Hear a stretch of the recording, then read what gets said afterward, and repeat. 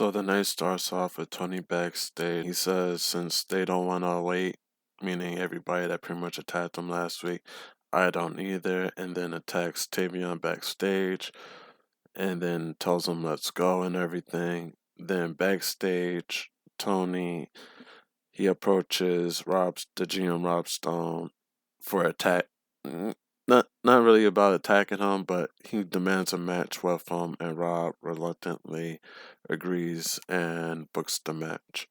So then we go into the first match of the night: Jada Parker versus Kelly Armstrong. It was a hard hitting match. There was a lot of crazy spots. I appreciate the trash talk, the showcase of the athleticism during the match, the grittiness, the ever changing tempo here and there, the taunts. But Kelly Armstrong, she ends up winning match, and now she's like, I think she's had 5 matches since her debut. I guess she's like five. They said that she's like 5-0. So she got that going for her, but it looked like Jada's on a bit of a lose streak. I'm not sure exactly how I feel about that. Then we head into the next match of the night: Jasper Troy versus Jackson Drake from Vanity Project. It was an uphill battle for Jackson. He does manage to get the win by pinfall thanks to Micah coming out of nowhere and pretty much body slamming him while the ref was distracted. But he also was fighting hard. His boys did definitely distract Jasper Troy during the match and everything.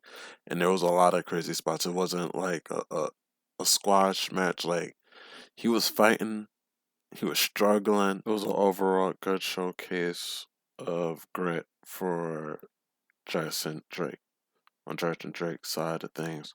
I am curious as to what they do with Micah moving forward and what they do with Jasper moving forward. Hopefully they don't just waste them. Hopefully get some more matches and some more wins. Then we hear from the Sheep Porter talking down on the roster pretty much. Then we get a NXT Origins video of Rhea, and it blends in with Zarya, Big Zaza, making her entrance, and she's making her way to the ring to talk about what she's about to do moving forward as far as her without Soul by her side, holding her back, slowing her down, being dead weight, and etc. Then Tatum comes out, and because Zarya, during her coming out and speaking, she says that her goal is to go after the Women's NXT North American Championship, the same thing that pretty much was the catalyst to her and Soul's falling out. Lizzie comes out and says that she's gonna throw her hat in there as well, even though she knows she's new. But the theme of the past 2 episodes has been nothing but opportunity. And then Nikita comes out, says, "Hold on, you know, I'm been around here, been around the block, and all you got was the Nikita Lions rub. You was just, you hear flavor of the month, pretty much." And then Nikita tries to throw a punch on Lizzie, Rain, and misses, and then Zarya, Big Zaza, ends up taking out all of them by herself. And Tatum, she tries to grab Zarya, but Zarya just F5 the hell out of Tatum and picks up the Women's North American title, drops it, and yeah. Yeah, after she F5, listen, Zarya, after she F5s people, she needs to do like a taunt, like like after Oba does like the fall from grace or hit somebody with like the pizza toss or whatever, it's his chest and everything. Uh, she needs something. Then we go backstage with Vanity Project making fun of some wrestler from Evolve named Moreno who believes art is wrestling and he likes to paint pictures, whatever. Then we see the return of one Supernova 11, Noam Dar is back, and he challenges Drake to a match after seeing his match earlier. Then Micah pops out and says that he's with her or whatever, and Jackson Drake confirms, yeah, we're together, and she's gonna be there next week or whatever, right? And then Tony D'Angelo, he's making his way to the ring, but gets attacked by Cam Hendricks on his way. So then that match gets postponed, and then we end up moving in the mixed tag team match with Lil Vice and Mr. Iguana versus Izzy Dame and Nico Vance. It was supposed, like I said earlier, it was supposed to be the main event, got moved up because of the attack on Tony. Izzy ends up pinning Lola for the win. But the whole match, it was good to see the good grabs from Nico Vance. He definitely stood out tonight. Sean Spears definitely participated and added to the match, even calling Mr. Iguana a weirdo. That headbutt by Nico, insane. It was a really good spot for Nico, and they mentioned him having the Hall Reality of Wrestling. I was gonna say Hall of Glory, the Reality of Wrestling championship title. And then we get a whole bunch of near falls, and we end up in this double submission predicament, and Nico rolls out and slams the hell out of Mr. Iguana, and like damn near, I don't know what happened, but at the same time, Izzy breaks the rope count, but Lola, she sees what happens to Iguana, she gets self-concerned from him, and then Izzy pretty much, she takes advantage and connects with a move.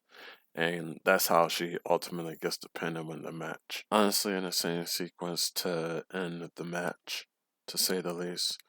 Then we go backstage with Miles Bourne and Tavion is upset about his match being postponed, potentially canceled, or whatever. Miles says it's a good thing, not so much of a bad thing, because it gives him time to prepare.